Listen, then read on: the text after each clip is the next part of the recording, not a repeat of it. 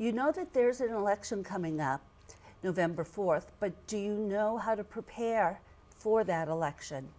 I'm Cindy Rice Conley, the town moderator, along with Sherry Farrell, the town clerk, Kathy Donnelly, who is the deputy town clerk, and Jerry Van Grievenhoff, who is a supervisor of the checklist.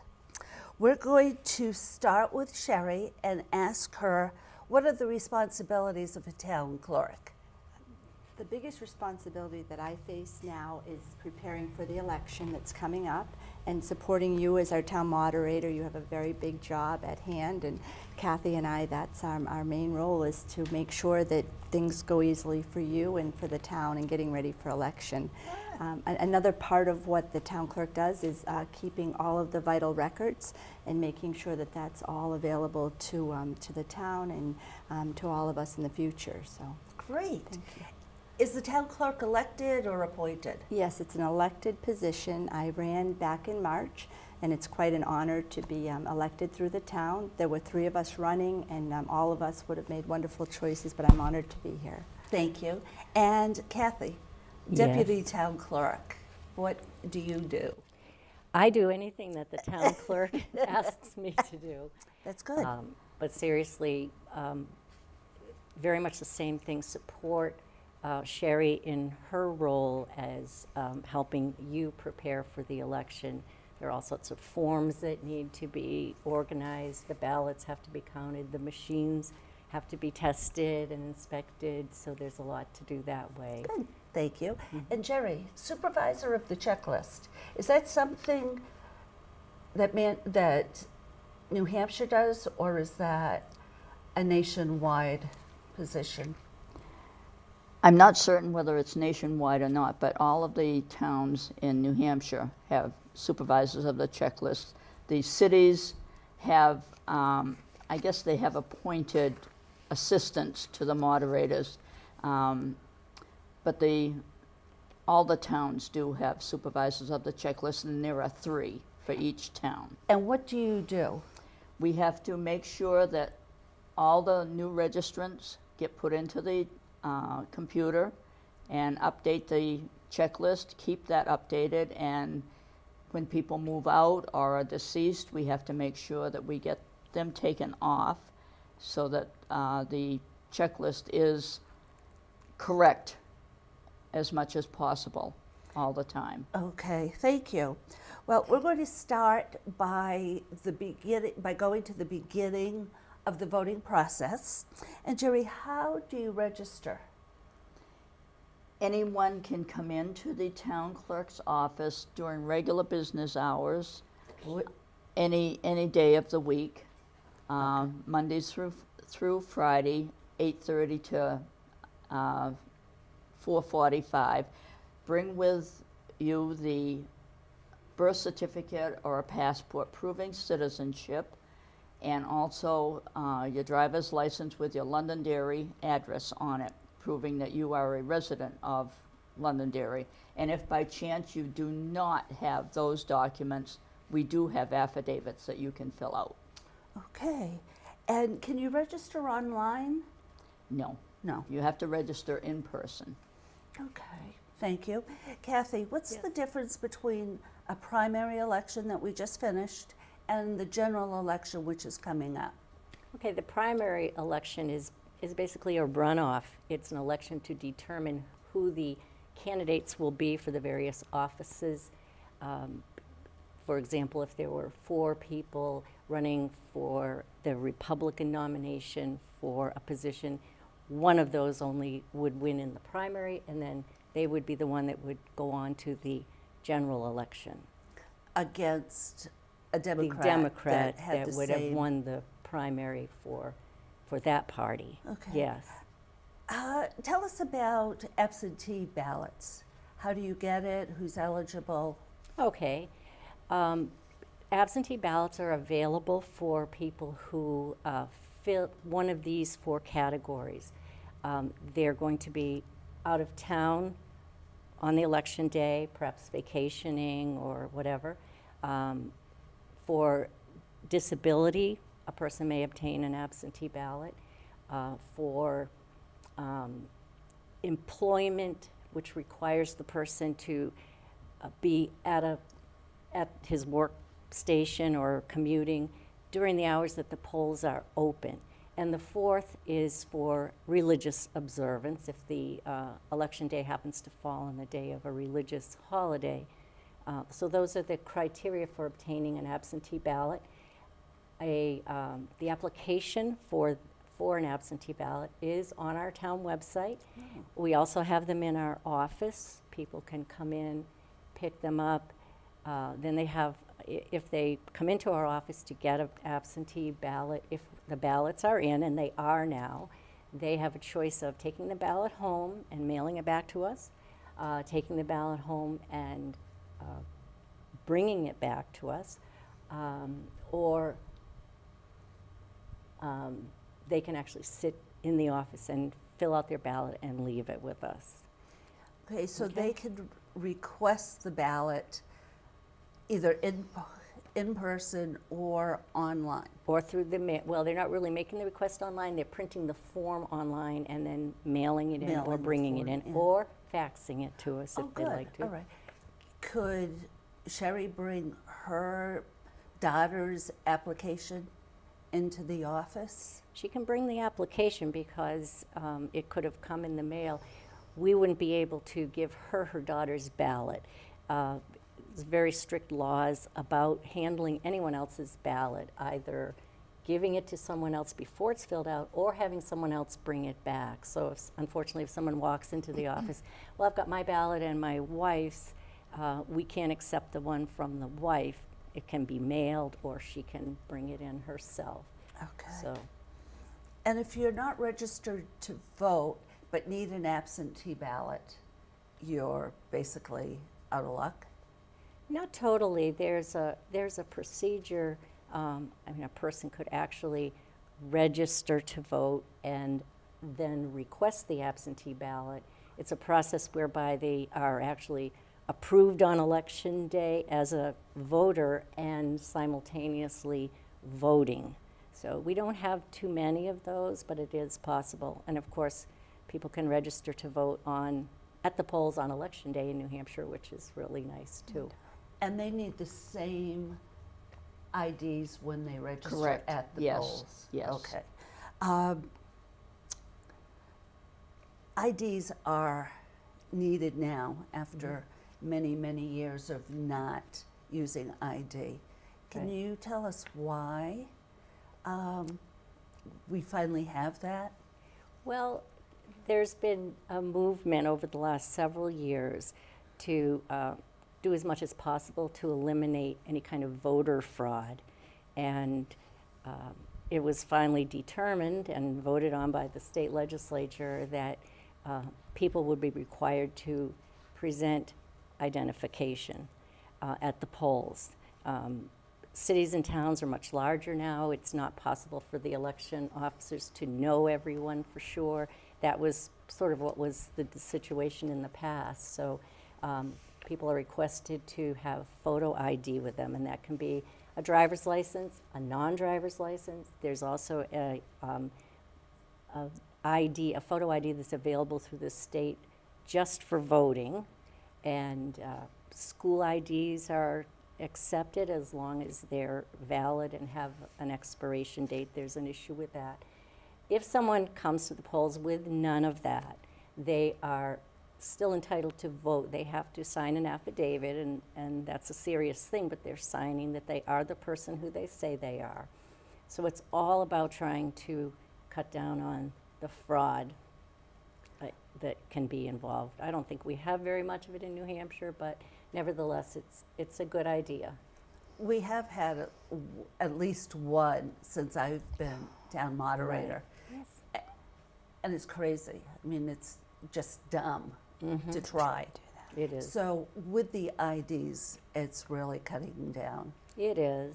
I think it's one of those things people needed to get used to because if for many years they've just shown up and announced their name, they feel they shouldn't have to. And it's unfortunate that we all have to do it because some people might be trying to do something that isn't legal, but we're hoping that that's what it will accomplish for sure. Good, good, good. Uh, if someone's coming in and election after election, they're not bringing an ID with them, is there a pattern that the state figures out? Well, Or- in signing that affidavit, it then becomes an issue for the Secretary of State and the Attorney General's office to pursue at that point, if they want to do any kind of an investigation about that. But I don't believe it's within our abilities or our authority to say, okay, you've done an affidavit for the last 5 elections, you can't do it anymore. Okay. So it wouldn't be in our realm, but it's a good question. What time are the polls open? Polls open at 7 a.m. and close at 8 p.m. Okay. Everybody votes at the high school, and that's kind of unusual. Londonderry is a rather large town, and we have the single polling place for a distinction, as opposed to having wards, different wards to vote in. And there has been talk in the past about breaking the town into wards, but at this point it's would Hasn't be happened. right. There are pros and cons to it, like a lot of other things. Let's stay a town for a little longer. Jerry, what's the last date to go into the office and register to vote? For the general election in November, the last day is Saturday, October 25th, and we supervisors will be in the office from 10 in the morning until noon to register voters and do any other party changes that might need to be done and to get the checklist updated. Okay, if the reason that there is a 2 or 3 week break between when you can register, is that for paperwork? That is so that we as supervisors can get all of the new registrants into the computer and get any work that needs to be done, get everything updated. It's usually 10 days prior to the election, that is the cutoff, unless there's a holiday like there was in September, and that brings it down to 7 days cutoff. Oh. So, but normally it's 10 days prior to any election, that is the cutoff. Okay. How can you change your status of voting? In the primary, you had to choose which party Correct. you wanted to vote for. There is a cutoff prior to a primary, which is 3 months. So the cutoff date was in June this year for the state primary in September. And no one can change party in between that, during that period. Those that went into the election as an undeclared, after they voted and declared a party, they could in turn, after they vote, turn back to undeclared just by signing a book. And if they came in as a Republican or a Democrat, they were not able to change that day. They would have to come back to the town office someday after the election and do their change Do of it party then. card. Yep. I've found that a lot of people choose a party at a primary from undeclared, and then they forget to change back, and we have confusion. That so often happens. Then at the next primary, they can be rather unhappy. Yeah. But we try to tell them to go back to the office the next day or as soon as possible so they will not forget. Okay. We have some voters with hearing, sight, and walking disabilities. How can they vote? We have a handicap voting booth right next to our table, which is the election day registration table for the supervisors of the checklist and any other problems. And they can come to that table rather than go through the lines that everyone else has to go to. And we have small ballot box that they can put their ballot in. That will save them with the walking to go to their specific line. Okay. And there's also the booth that we put up with the phone and fax machine that is required by the state. And we have a direct line to Concord. They'll explain what to do. They'll receive a ballot from the fax machine, and that eliminates not only having to walk, but having to have difficulty or have someone assist you in the booth. Kathy, write-ins, one of my favorite topics.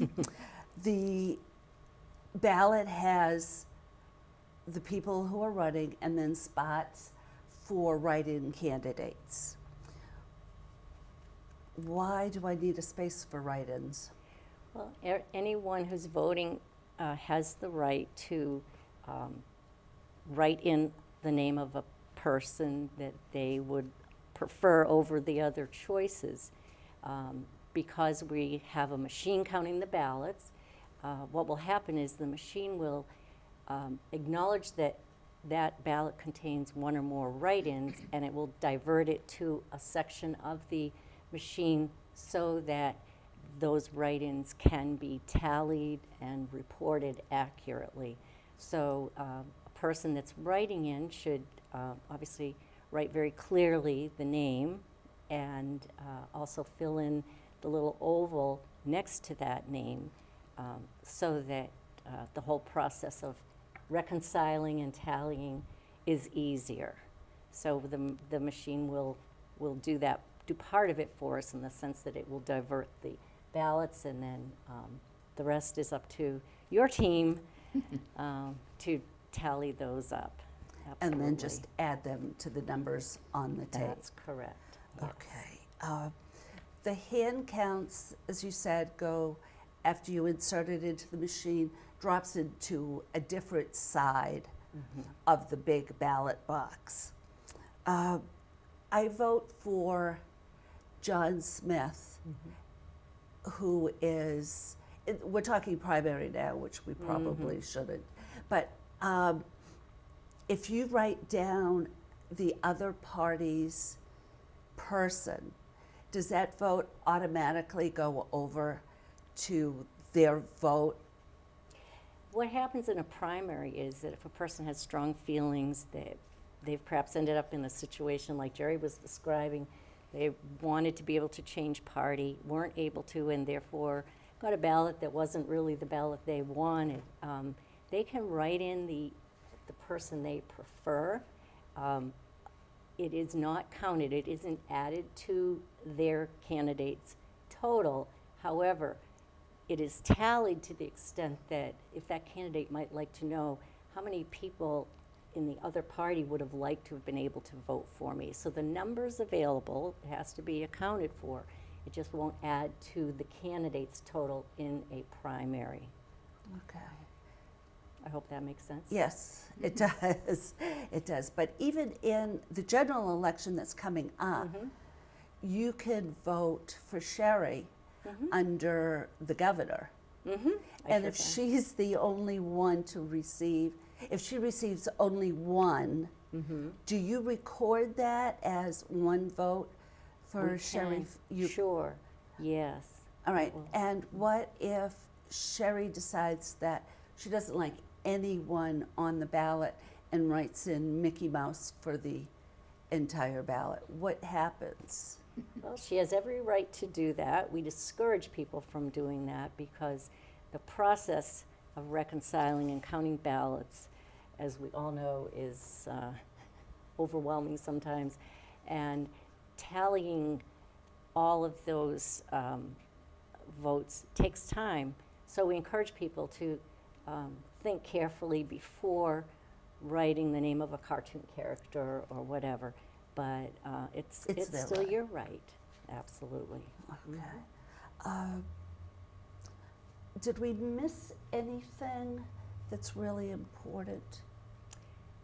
We were going to discuss perhaps how the machine, how the voting machine tallies. The machine is very accurate when it's working right, and it usually is, and it will print a tape of the totals that were tallied during the voting, the times that the polls open. If a ballot for any reason isn't able to be read by the machine, it's diverted not as a write-in, but diverted as a hand count, which means that the machine isn't able to do it. So again, your team would work on that. But we do account for every ballot. Therefore, a combination of what the machine counts and what we count by hand, and ballots we have that were not used, uncast, all add up to the number of ballots we received before the election. And that again is about protecting from fraud. Good. The machine is great. It is. I remember the days when we were doing it by hand, and I can't imagine what that would be like in a It's just larger overwhelming. community. Sure. It's horrible. For my accuracy. Boy. Recounts, do we worry about that at this point? Or does the difference in votes have to be 10 or 20 or 1 or 2? You probably could address that if you'd like. Right. We did have one recount in our primary election, and my understanding is there has to be a discrepancy of at least 10 votes in order for that to take place. And a very interesting process, our state in Concord, they actually come down and take all of the ballots away, and then the recount is actually handled through our State Department. Fascinating process, and so it's really out of our hands once it's requested. But then quite quickly we're notified, and the person is notified. But it's a wonderful process that we have available if anyone feels uncomfortable what's taken place. Do you get the ballots back from Concord after they do the That's a very interesting question. Initially, I thought that we would, but in reality, we don't. Good. They keep them, which is kind of a nice It because is. it's a lot of boxes and A lot of Frees up space. room in our yes. vault. Yes, Yes. so Yeah, yes, a so that lot was of a room. pleasant surprise. There are some, I don't know what the word is, it's possible for someone when the race is very close, if they're willing to pay, they can request the recount. There are limits where it's very, very close, then there's no issue. But to discourage people who lost by quite a lot from requesting a recount, they will pay for it. I'm not sure about the amount or how that's calculated, but again, it's a state matter, but it can be done even when it's And if there's a request for a recount in our March election for one of the school board or town council candidates, we end up doing the recount ourselves. Very good point. Which is- You're right. it's true. Oh, great. Jerry, did we miss anything that's important from your? I don't think so. I just want to make sure that everybody is aware that October 25th, Saturday, is the last day. Reinforce that. And we hope that we'll get a big turnout that day. That's They right. can register at the polls, but in a big election, there could be a long line. We have had, in some elections, over 2-hour wait at the polls. Was awful. So it's wise to try to come in beforehand. There may be 2 or 3 people ahead of you, but that certainly beats In 2 hours. the large number. Yeah, definitely. People might also like to know that once the absentee ballots come back to us, either handed to us or through the mail, they're on election day, they are delivered to the moderator, and at that point, signatures are verified. That's why the signature on the application itself is really important, because it's matched to the envelope. And those ballots are cast through the machine, just like any other ballot at that time. Okay. Sherry, anything you'd like to add?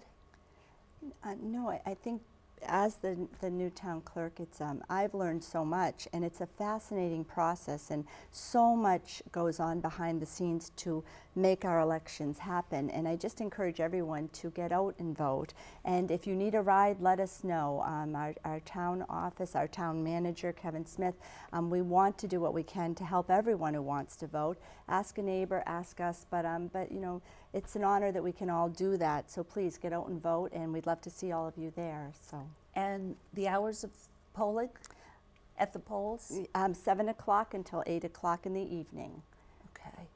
And if there is a line like during a presidential election, if you're in line by 8 o'clock, you're all set. Very good point, There's Cindy, right. no problem Yes, with that. Very true. Actually, they'll even say when it's really a great turnout, you can have people actually pulling into the parking lot as long as they're making it. Let's say Amazing. there's a traffic backup. You know, we wouldn't want to turn someone No. away because they were making every effort. So that's what we say. Good. Sherry, your phone number at the office, please? The town hall office, 432-1100, and my extension is 199. I'd also like people to know my cell phone is 603-512-5596, and I encourage you at any time. Tuesdays and Thursdays I'm there in the office, but please know that if you need me for anything Monday, Wednesday, Friday, weekends, again, anytime, please use that number, ask questions, and however I can help you, I'm available. Okay. Jerry, where are you reached? We have a phone number at the town clerk's office, but we are not there all that often. The extension, it's 432-1100, yeah. and the extension is 198. You can always call that and leave a message, and when we are in the office, we will call, answer your questions. Or you may call me at home, 432-5235, and I'm very willing to answer any questions at home. And my number is also posted on the website under voting and elections.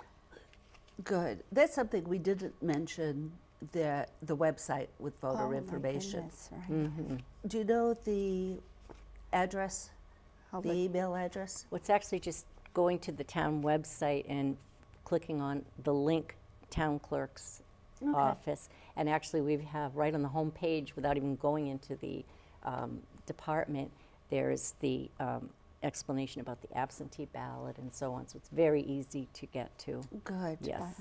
And your phone number, please. Okay, I'm 432-1100 also. My extension is 105, and I'm a full-time town employee, and be happy to answer any questions that people have. Great. Thank you, ladies. Thank you. It was very informative. If you have any questions about voting, registering to vote, any questions whatsoever, give the town hall or Sherry at her cell phone or Jerry at home a call, and they will help you solve any issues you may have. Thanks for watching.